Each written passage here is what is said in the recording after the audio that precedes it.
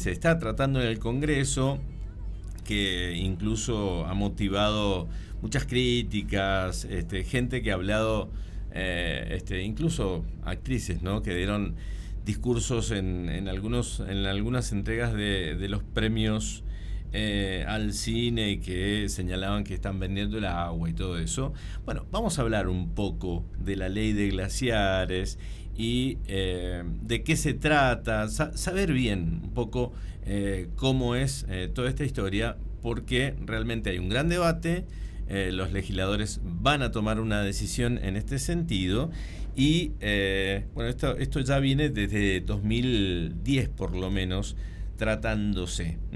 Por lo tanto, ahora es un punto crucial que el gobierno ha tomado una decisión para, yo creo, hilar más fino en ese sentido, y en cada provincia que se tomen decisiones. Pero vamos a hablar con el diputado Guillermo Mosso, que está... Hoy se cortó la comunicación. Sí. Guillermo Mosso está muy empapado en este tema.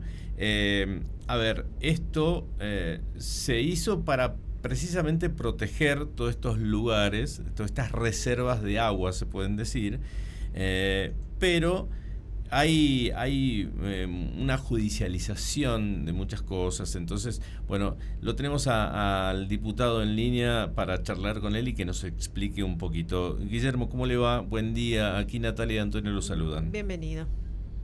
¿Qué tal? Buen día, Natalia. Hola, Antonio. ¿Qué tal? Bien, muy bien. Bueno, ¿podemos hacer un poquito de historia del tema de la ley de los glaciares? ¿Cómo surge esta normativa? Y bueno, ¿y qué efectos ha causado precisamente a lo largo de su historia? Bueno, para ser muy breve, pero para ir a la génesis de esta ley, hubo un proyecto inicial que era diputada Marta Maffei, una sindicalista de la educación, sí, que se hizo en el año 2008. Ese proyecto de ley tenía algunas cuestiones muy vinculadas con una idea muy restrictiva, donde generó problemas en ese momento, y la presidenta Cristina Fernández la vetó. Después, en el año 2010, aparecen dos proyectos, uno del senador Daniel Filmus, que había estado haciendo un trabajo de consulta y se había apoyado mucho en el Yanigla, y a la vez en la Cámara de Diputados el diputado Miguel Bonazo tenía otro proyecto mucho más restrictivo, que terminó imponiéndose, que es la actual ley. Esa ley, mucho más restrictiva, trabajó sobre la hipótesis de una prohibición en absoluta de las diferentes actividades, no solo la minería, sino que con la actual ley que tenemos es imposible de desarrollar, por ejemplo, infraestructura necesaria en toda la zona cordillerana.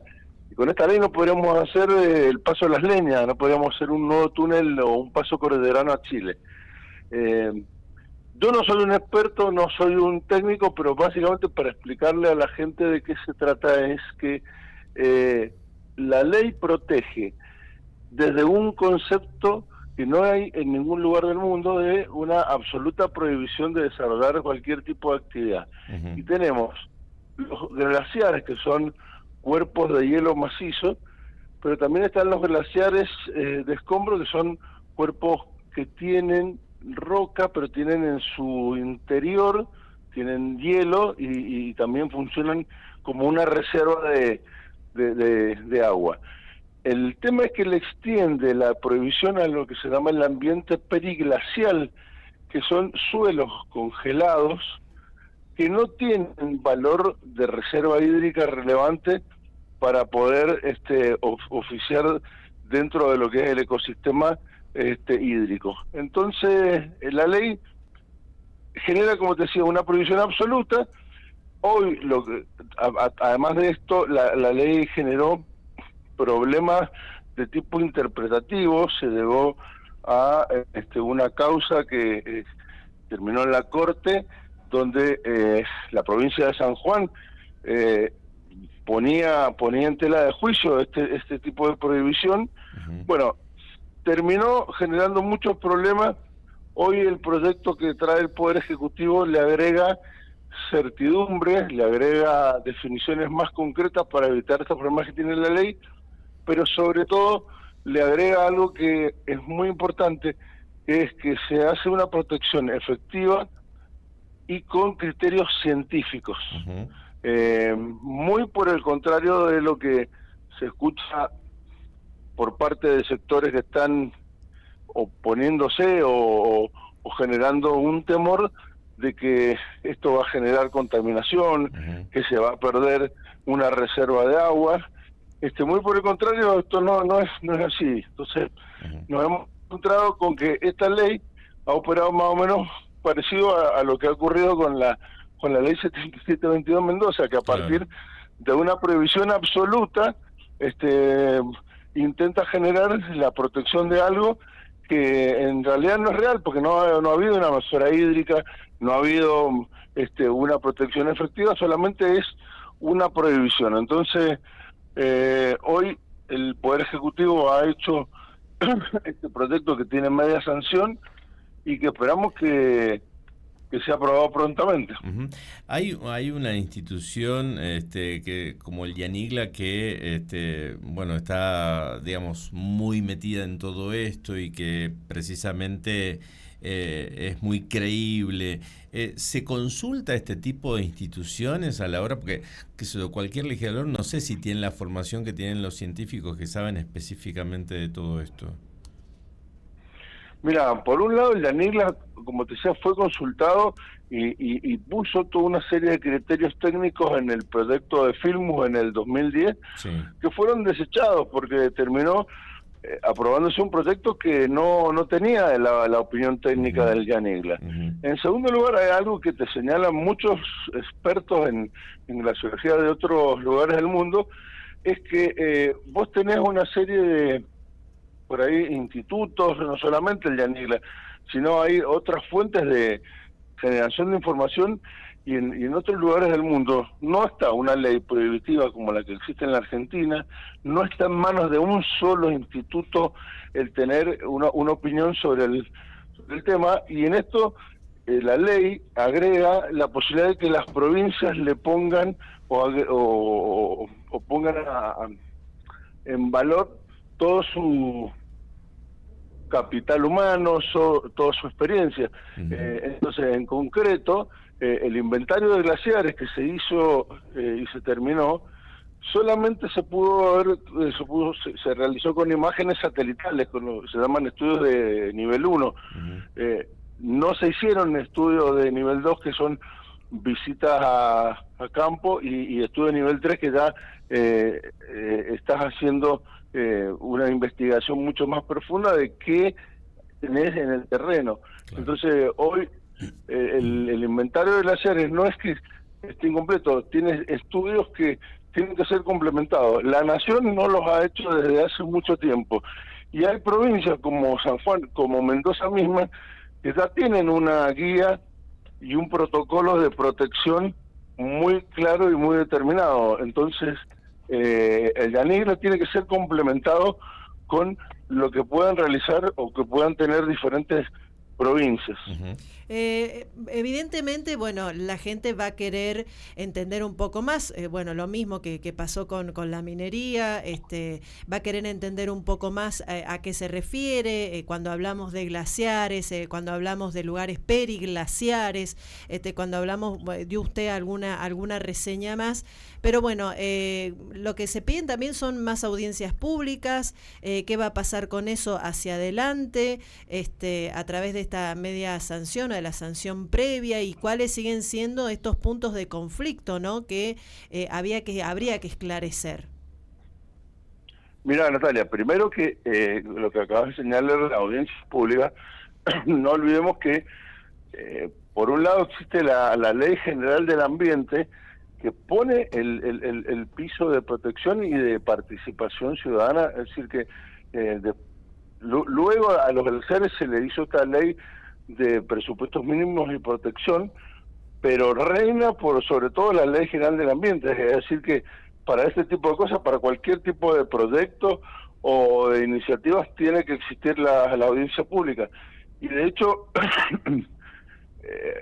para la media sanción que falta de diputados, hay algunos diputados que pidieron que se haga audiencia pública. En realidad se le hace audiencia pública a un proyecto de algo, no es un proyecto de infraestructura, un proyecto turístico, un proyecto energético, minero, petrolero, no a un proyecto de ley, pero sin embargo se va a hacer ahora para el trámite que se va a hacer en diputados. Pero no dejemos de acordarnos, la Ley General del Ambiente impone obligatoriamente todo este tipo de instancias de participación. Y después yo tengo una opinión crítica respecto a que muchos de estos o estas instancias de oposición o de que generan una mirada diferente a la que yo estoy señalando, provienen de fundaciones o de ONG que son como organizaciones que tienen una mirada muy alejada de lo que ocurre en la cordillera, de lo que ocurre en el interior del país, sería con una mirada porteñocéntrica. No entienden o no conocen al detalle lo que ocurre en nuestra provincia. Entonces vos le decís a un tipo esto, mirá, nosotros no vamos a poder hacer pasos cordilleranos a Chile, bueno, no puede ser ningún tipo de infraestructura.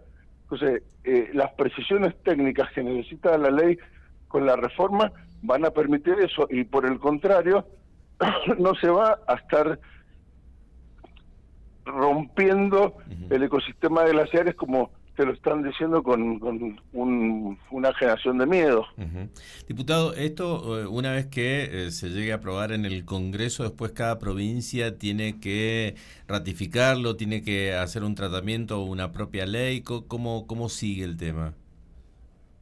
No, esto no es necesario. A ver, la ley va a imperar. Lo que establece el proyecto de ley es que existe el inventario de glaciares, se va a ir completando o se va a ir perfeccionando con otros estudios del campo, pero en la medida en que las provincias puedan mostrar o vayan actualizando información que digan, che, mirá, esta forma ya no tiene la relevancia hídrica porque el glaciar se desplazó o porque el glaciar ya no tiene la misma forma que antes, porque los glaciares también mutan con el tiempo. Bueno, hay que actualizar esa información y ese glaciar o esa forma no debe estar ya inventariada de esta manera, o por el contrario, al no haber tenido la posibilidad de ir a campo, pueden encontrar que hay información sobre nuevas formas que por solamente haberlas visto satelitalmente no pudieron encontrar y las incluyen dentro del inventario. Entonces, todo lo que las provincias puedan...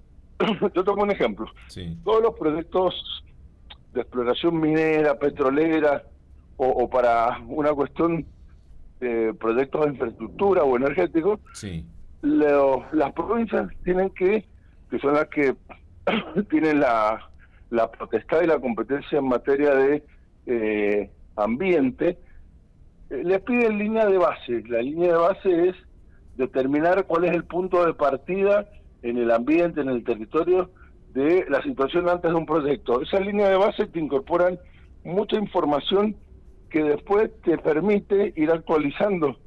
Entonces, el Yanigla puede recolectar, gracias a la labor que hay en cada provincia, información que de otra manera ellos no están en condiciones de salir a terreno o de actualizarla con su propio recurso. Claro.